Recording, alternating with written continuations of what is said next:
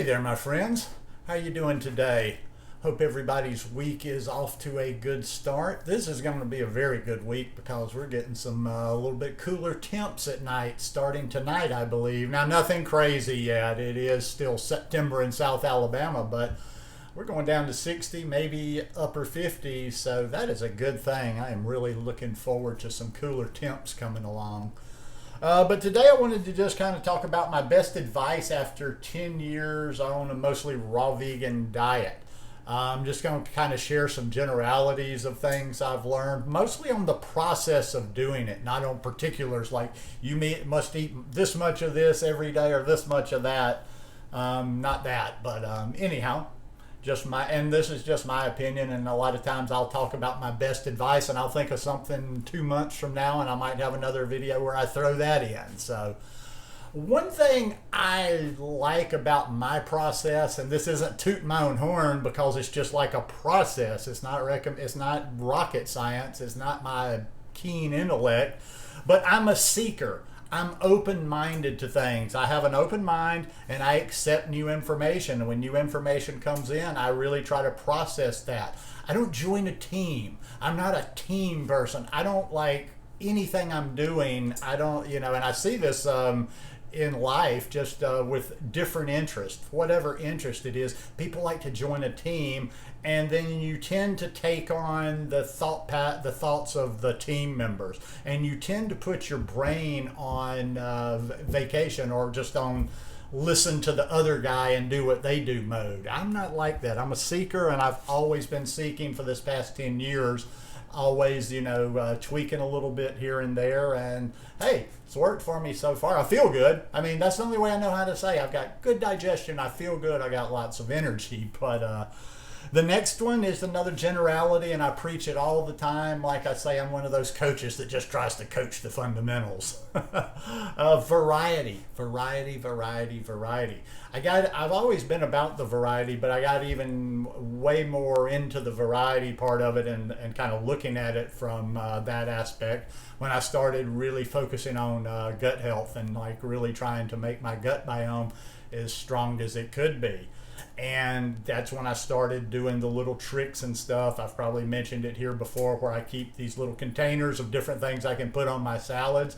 And I found, though, within there, even within the good variety, there's certain things that are really good for that gut biome and just for your immune system, your body in general, that I try to include. I don't include it 7 days a week, but in my salads, I'd say I get it in there a good 5 days, maybe 6. And that's the purple cabbage and the broccoli. Those are so good for you.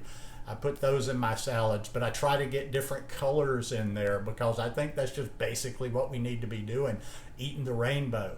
It's not about settling down and just eating one fruit or eating only fruit or eating this and that. I think we need a variety in order to thrive on this lifestyle and be long-term on this lifestyle. But make sure you pay attention to that to be long-term. There's a lot of people that blaze through, I've seen throughout the years, and they're preachers and they're fire and brimstone from the raw vegan perspective, and they gone. Where they at now? And even some of your biggest numbered people, I don't mention names on here, but you probably can figure some of them out. Another thing too, and that just kind of goes to where you get your sources online, especially more so in the visual like YouTube here, but also on Instagram as well. This advice I've been taking for a long time, and this is just general advice, not on the raw vegan diet, with just a couple of exceptions to it. I don't generally trust people that are absolutely sure about things. We've all seen it. We've all seen it with this lifestyle. Like the person, whether it's a comment on a video, whether it's a discussion in a group, whether it's something on Instagram, we've all seen that person that blazes in there, and you've probably even come to identify a few people that you see over and over. They know everything. The minute any ingredient is mentioned, oh well, you shouldn't be doing this because it doesn't digest with this, and it doesn't blah blah blah blah. And it's not like I'm refuting every single one that they do, but I'm just like, where are you getting this information from that's in absolutes? There's nobody that's really done this lifestyle that long over a long period of time, so a lot of this stuff is anecdotal. So don't take anecdotal for things that have had, trial studies, things that have been actually studied, with some sort of the scientific method behind it. But just in general in life, I just do not trust people that just like that attitude is off-putting to me. There's a couple of exceptions. Surgeons. If you're going to cut into my head, I want a cocky, absolute surgeon that's like almost with a God complex. Like, yep, this is it. This is exactly what you do.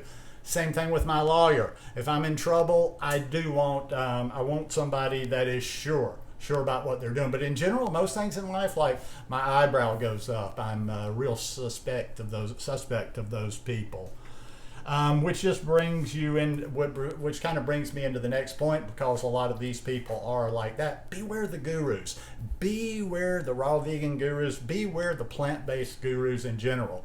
There's less of the nuts in the outside, the raw part of it, but you really have to be careful, because it can be almost like a cult-like following with some of them, and their followers are just like that. They're out there all over the internet proselytizing.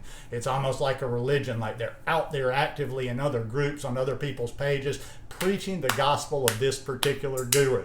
Not talking about any one particular guru. They're out there everywhere. Just go to Instagram and search the raw vegan hashtag, and you'll see how many of them there are. And a lot of times, the bigger their following, the more I say beware, because you have to do a lot of tricks and a lot of spectacular stuff and a lot of gimmicky stuff to get into that next level, like with huge numbers. And like I say, I know that for a fact because I've heard a couple of content creators that were huge at one time talk about how they got those numbers, and like they generally, most of them had a few key videos, one or two videos that went viral that actually had nothing to do with the subject of food. So there's people that I enjoy following, but I always know why I'm following somebody and what I'm following them for. Am I following them because it's entertaining and I like their page or I like their stuff? Or am I like really following them because I'm really taking their information? And I would just say be very, very, very careful with that.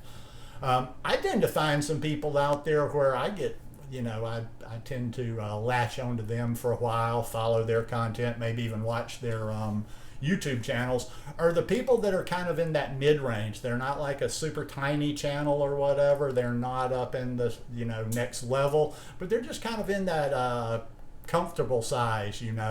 Lissa's Raw Food Romance, she's a great example of that. I know I bring her up and bring Nate up a lot, but she's not huge. I've talked to her before. I'm like, you should probably be, I don't tell you who I'm comparing to. I'm like, you should be double their size or whatever. Because besides creating all the recipes, like she knows all this science. She reads a lot. She takes courses.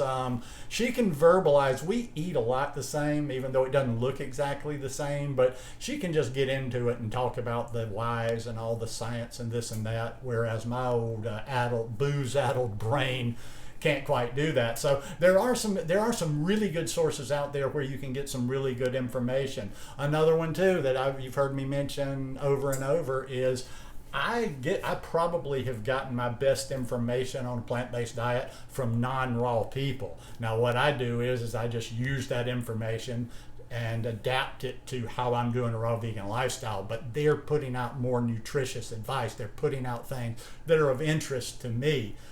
Two being the ones I'm always talking about, Dr. Michael Greger, How Not to Die, and Dr. Will Bulsiewicz, Fiber Fueled. But there's others out there, Brenda Davis, different people like that.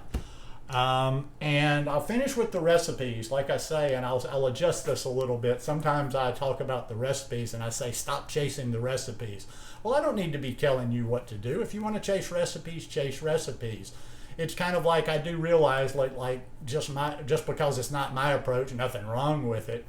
The thing I'm really trying to get at when I say don't chase recipes or it's not all about the recipes is after a certain point, after you've got like 7, 8, maybe 10 really good recipes that you like, adding on more recipes, a new recipe every other day, having 100 recipes is not going to help you do this lifestyle if you just haven't really understood why you're doing this lifestyle. If you're not getting the nutrition you need, because even if you're satisfying your taste and not satisfying your nutritional needs, you're going to be wanting more. You're going to be wanting something different. So what I should say with that is there's people that are foodies. Foodies aren't necessarily healthy. In fact, in most, if you want, like whether it's vegan or whatever, most foodies are not healthy at all because theirs is all about the taste. But if you just happen to like a lot of variety of food, which there's nothing wrong with that. I am very self-aware that I am a weirdo in the way that I do things, in the way that I live. I'm a loner. Even before this lifestyle, I would get on kicks where I could just eat the exact same meal 4, 5, 6 days in a row just out of convenience and not having to think about it. But yeah, like I'll say, I'll just finish with what I consider my top one on there is just always be a seeker, always be learning, always be open to taking in new information. And there's not a lot of absolutes in the world, and there's very, very, very few absolutes when it comes to this raw vegan diet. So anyhow, hope you guys enjoyed this one today. If you like it, please give me a thumbs up. And I'll see you here again tomorrow or later this week. Peace.